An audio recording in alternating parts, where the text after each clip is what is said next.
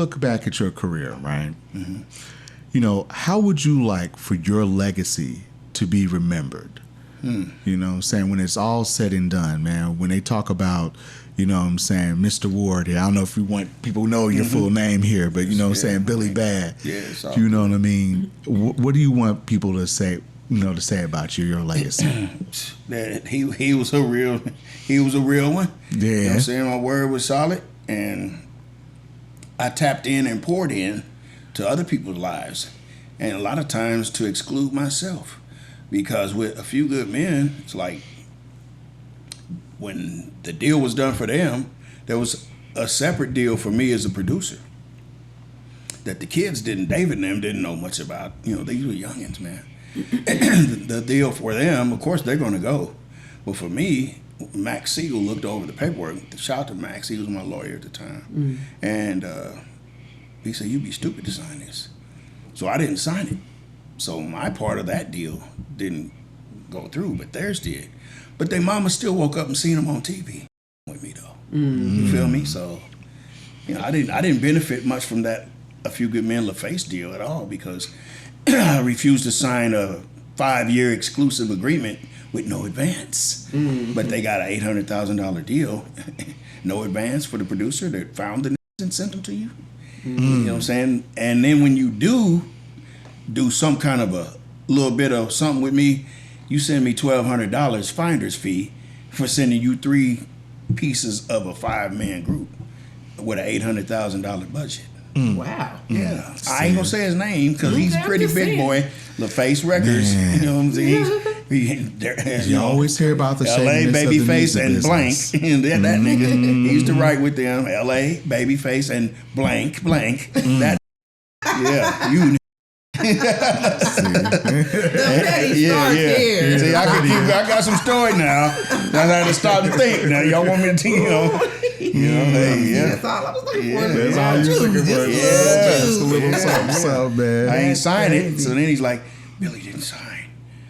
Have him come down for a meeting.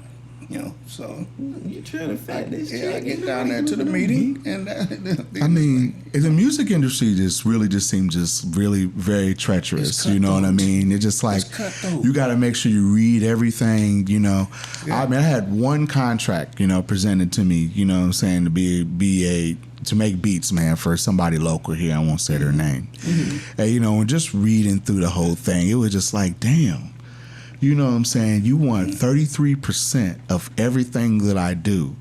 And, you know, I just want to make beats, but if I go try and get on a commercial or a movie deal, you want 33% of that, even though you didn't do nothing. Was that a management contract? I mean, it seems like it was like a management contract. I don't want to put their names and stuff out there. That's too much. I don't want to put their name out there. Yeah, I mean, I was reading commission ain't 30%. I was reading all back then, definitely. You know, that's why we didn't. If you don't read, they're gonna screw you. That's why we didn't sign it. But I was just like, damn, man, it's just like literally everything that I would have done. Yeah. You know what I'm saying? As the entity that I was calling myself at that point in time. It's like I was breaking bread with them. And I was just like, man, hell no, I'm not signing that. We did it for 3 years. Yeah. It's like, man, that is just ridiculous. And I'm just sitting up here thinking like, man, you hear it all the time, man. You heard it with TLC. You know what I'm saying? You heard it all the time with, you know, the contracts that they signed, going on world tours, making all this revenue for other people other than themselves. No money for themselves. I did songs with TLC. David was saying the demos, and I was doing songs for them and everything. And it's like this sends me a contract, 5 years exclusive. And I wouldn't have minded the 5 years exclusivity because it's LaFace, it's Outkast, it's Usher, it's Pink, it's Tony Braxton, it's Goody Mob, it's A Few Good Men, it's Damian Dame. Rest in peace to both of them. But it was, I would have had a home. You feel me? But no advance. And mind you, at this point in my life, like I tell you about getting the job and having a jobby job along the way, I was working at the post office, making $40,000 in the 90s a year. Plus I was hustling. You know what I'm saying? Plus I was hustling. That's right. We don't talk about it. Everybody got you know what I'm saying? A little hustling every now and then. Had a little hustle hand. But to leave that, to come to Atlanta, You couldn't even give me money to move, to relocate, to come here. So yeah, I didn't sign that, and it hurt. But 2 weeks later, I was on a plane back to Atlanta for the Key Sweat record, the first one. So it was like, God had a ram in the bush for me. You know what I mean? It hurt, but you think David was gonna say, as kids, well, man, if Billy don't go, we ain't doing it. You think these little was gonna do that as kids? And I wasn't mad at them. Oh yeah, that's what I said. I don't think you didn't seem like the type of person that would have wanted that either, man. You just kind of like go on ahead and run. You know what I mean? And then in turn, you know what I'm saying, the wheels move. But you know what I'm see saying? how David on your podcast had to, how he had to mention that things didn't pan out. Yeah, because God don't like that dirt, bro.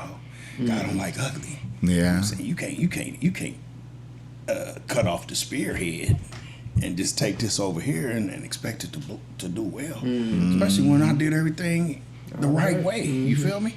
D-Love lived with me. You know what I'm saying? When Meech Daniels, A Dose of Soul, he lived with me.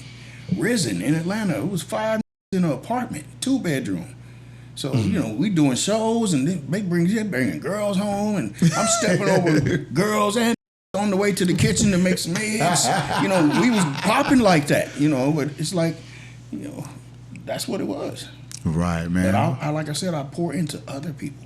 I've always had a vision to see something in its rawest form and give it sound, give it image, give it voice, give it color, and then I'd find somebody to give it choreography, give it.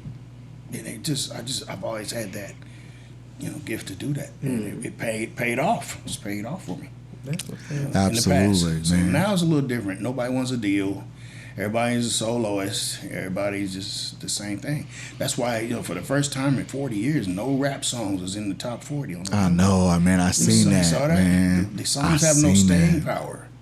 You know what I'm saying? It's like they have no staying power. And then this is the worst thing of it. You'll know the song and won't know the fucking artist. Yeah. You know what I'm saying? You'll be singing the song, you won't even know who it is. Of course, you know Breezy. Song like that. Yeah, of course, man, you'll know Chris Brown. You'll hear Bryson Tiller. You'll know some of these, but then it's like you'll hear a song and not even know who it is. I'll be surprised to find out it's like, oh damn, that's and then 2 weeks later, the song's gone. Yeah, here come another one, microwave, like we sung, right? You feel me?